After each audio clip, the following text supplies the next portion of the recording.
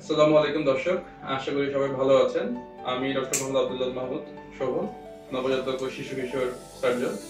আজকে আমাদের সাথে আছে আব্দুর রাজ্জাক এবং আব্দুর রাজ্জাকের পরিবার। বেশ কিছুদিন আগে ওর একটি বড় অপারেশন হয়েছে। তো আব্দুর রাজ্জাকের বাবা আব্দুর রাজ্জাককে কেন আমাদের কাছে এনেছিল এবং কি সমস্যা ছিল এগুলো আমরা একটু অল্প সময় শুনি আজকে। আসসালামু আলাইকুম। আমার ছেলে প্রথমে পড়ে যে পেটে টিউমার হয়েছিল, আমি বাংলাদেশ মেডিকেলে ভর্তি হয়েছিলাম 10 দিন থেকে। ওখানে রোগটা ধরতে পারে নাই। তারপরে আমার ছেলেকে নিয়ে আমি শিশু হাসপাতালে গিয়েছিলাম। ওখানে 8 দিন থাকছি। ওখানে থাকার পরে ওনারা বলছে শীষ হয়েছে, এটা 3 মাস পরে অপারেশন করতে হবে। তারপরে ওখানে যাওয়ার পরে ওনারা আমাকে কোনো সিরিয়াল দেয় নাই। তারপরে আমি আসছি আমার এক পরিচিত লোকের মাধ্যমে পপুলার শোভন স্যারের কাছে। স্যারের সাথে দেখানোর পরে 2 মাস স্যারে আমার ছেলেকে পর্যবেক্ষণ করছে।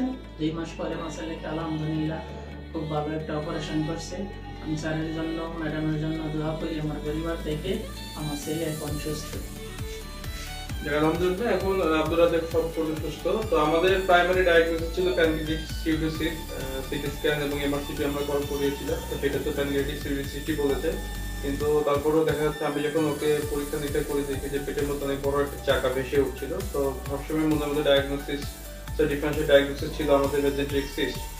তো পরবর্তী যখন অপারেশন টেবিলে যাই, আমরা যাওয়ার পরেও আমরা অপারেশনের অনেক দূর যাওয়ার পরেও আমরা আলটিমেটলি দেখি যে যে একটি মেজেন্ট্রিক সিস্ট, যেটা কিনা খুবই মানে একসাথে লেগেছিল এবং সেটা প্যানক্রিয়াস জাস্ট উপরে বসেছিল।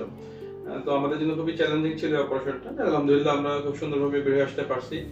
এই জন্য ওনারা কষ্ট করে আমাদের কাছে এসেছেন এবং আমরা আসলে ওনাদের প্রতি কৃতজ্ঞ যে ওনারা আমাদের প্রতি ভরসা রেখেছেন।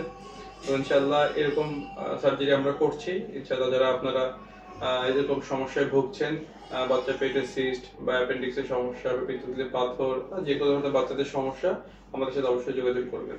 সবাই ভালো থাকবেন। আসসালামু আলাইকুম।